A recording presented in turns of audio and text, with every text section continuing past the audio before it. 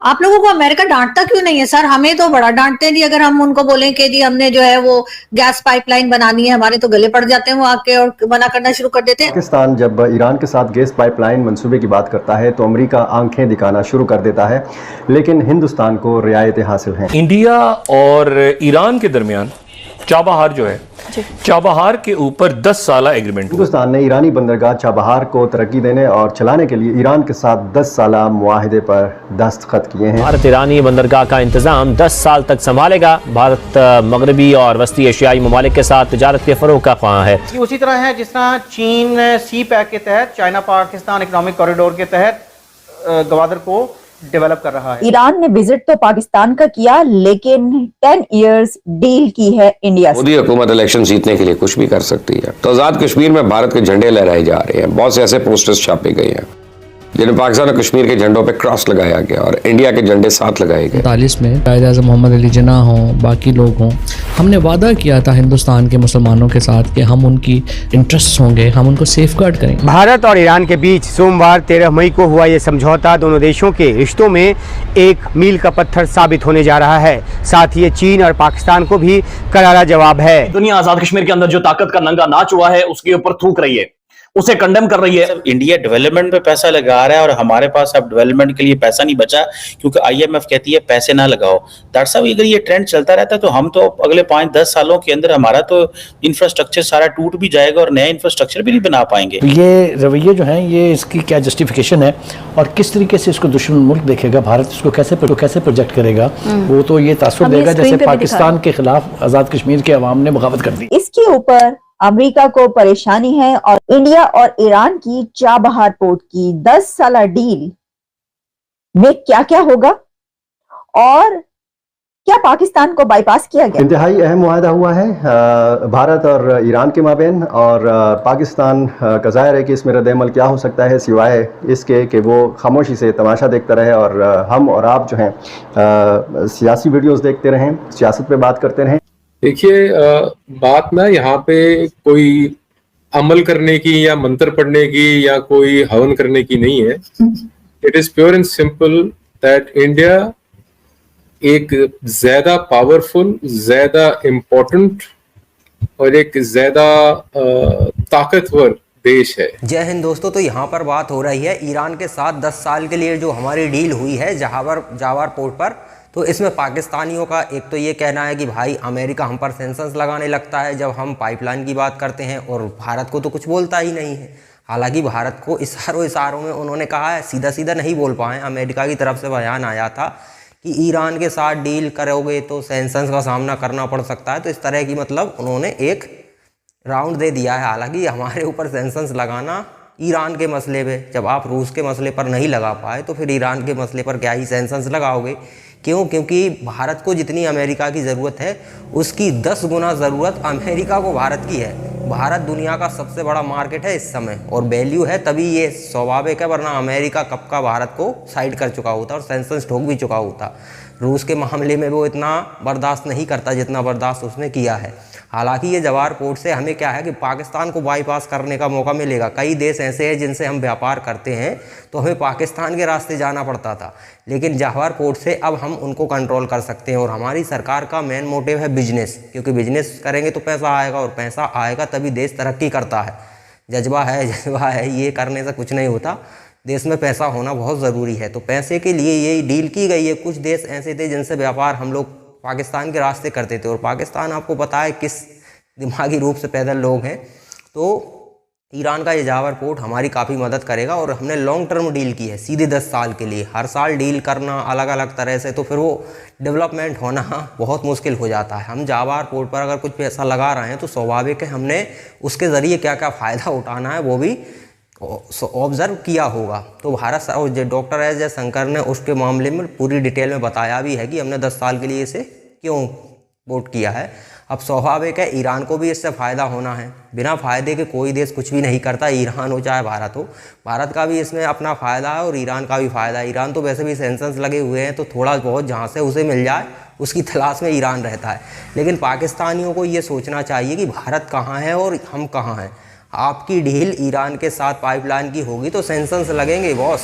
आप पर सैंक्शंस नहीं रुक सकते। चीन और तुर्की जैसे देशों पर सैंक्शंस लगा चुका है अमेरिका रूस से S-400 खरीदने पर, लेकिन भारत पर नहीं लगा है, क्योंकि भारत उसके लिए ज़रूरी है।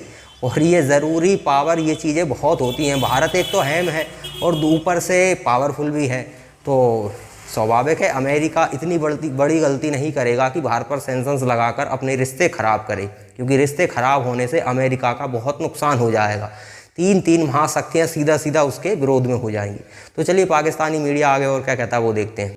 अभी तो ईरान के प्रेसिडेंट रईसी विजिट करके गए हैं पाकिस्तान का, तो अभी कुछ दिन के अंदर ही अब ये खबर आ रही है कि इंडिया और ईरान ने 10 साला डील कर ली है, और इस 10 साला डील में अब ईरान की चाबहार पोर्ट का तमाम कंट्रोल इंडिया के पास चला गया है।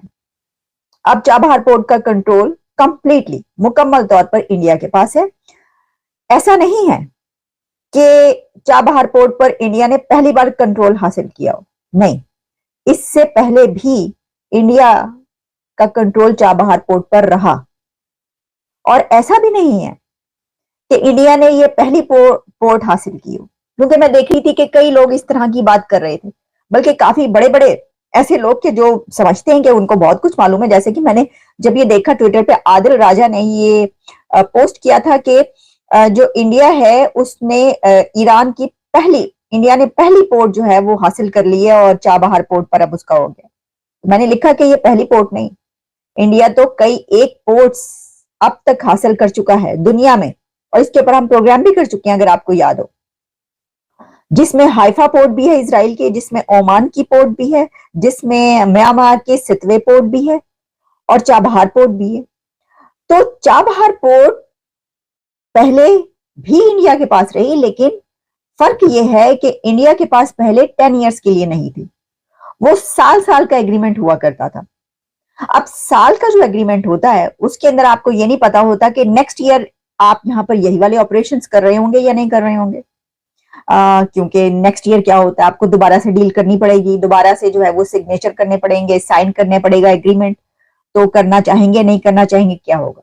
तो उस पे मैं देख रही थी कि डॉक्टर जयशंकर ने इस हवाले से जो गुफ्तगू फरमाई है, उनका भी यही कहना था। आप जरा उनका 1-2 सेंटेंस सुन लें कि उन्होंने ये क्या कहा है कि अब क्यों फर्क है, और पहले भी उनके पास थी, लेकिन आखिर क्या उनको क्यों 10 साल का मुआहिदा करना पड़ा। Not grown because actually we didn't, if you don't have a long-term agreement, it's very difficult to invest in a port. So the very clear expectation is that the Chabahar port, at least that part of the Chabahar port that we are involved in, that will definitely see more investments. It will. तो अब उन्होंने ये जो बात कही असल में यही है कि उसके ऊपर काम करना और उसको एक्सपेंड करना, उसको डेवलप करना मुश्किल हो जाता है अगर आपको हर साल नए सिरे से जो है वो डील करनी पर एग्रीमेंट करना। तो उन्होंने कहा भाई 10 साल के लिए ये किस्सा ही मुकाओ। तो दोस्तों हमारी सरकार का फुल एंड फुल टारगेट है बिजनेस करना। बिजनेस बहुत ज़रूरी है यदि आपको पैसा कमाना है। तो स्वाभाविक है जब आपके पास पैसा होगा तो आपकी जो आर्मी है वो भी मजबूत होगी, नई हथियार आप बना सकते हो, नई टेक्नोलॉजी आप लॉन्च कर सकते हो, क्योंकि किसी भी तरह की रिसर्च में बहुत पैसा लगता है। अब मान लीजिए आपको 5वीं पीढ़ी का लड़ाकू विमान बनाना है तो इसका बजट 10-20 हज़ार करोड़ होने वाला है। तो 10-20 हज़ार करोड़ होने भी तो चाहिए आपको। अब आप कटोरा लेके घूम रहे हैं दुनिया में, तो इतना पैसा कहाँ से आएगा रिसर्च करने के लिए। तो आप कभी भी 5वीं पीढ़ी का लड़ाकू विमान नहीं बना सकते।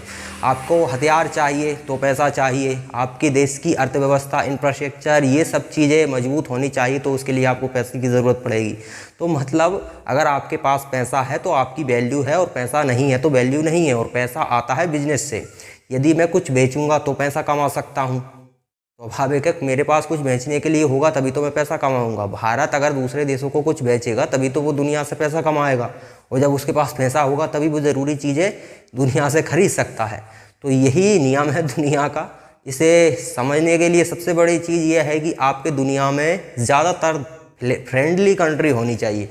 अगर आप हर किसी से विरोध करते हो तो चीन जैसा हाल हो जाता है। चीन पूरी दुनिया में व्यापार करता था, उसके यहाँ दुनिया की लगभग हर कंपनी मौजूद थी, सारी कंपनियाँ वहीं से मटेरियल बनाती थी और दुनिया को सप्लाई करती थी। तो चीन के पास बहुत पैसा था, लेकिन चीन ने लगभग ज़्यादातर देशों से विरोध लिया और विरोध के चक्कर में सभी ने उसे धीरे धीरे साइड करना शुरू कर दिया। जिस देश की कंपनियां वहाँ पर काम कर रही थी वो धीरे धीरे निकल रही हैं, तो उसके कारण उसकी इकोनॉमी बैठने लगी है।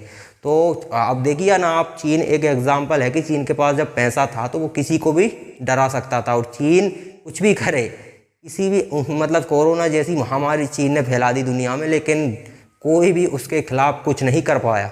ये होता है पैसे की पावर। छोटा देश कुछ कर दे तो सैंक्शंस लग जाएंगे, ना जाने क्या क्या उस पर सारे देश चढ़ बैठते, लेकिन चीन का कोई कुछ नहीं बिगाड़ पाया, क्योंकि दुनिया की दूसरी सबसे बड़ी अर्थव्यवस्था है चीन। इसलिए पैसा सबसे ज़्यादा ज़रूरी है और हमारी गवर्नमेंट उसी पर ज़्यादा फोकस कर रही है।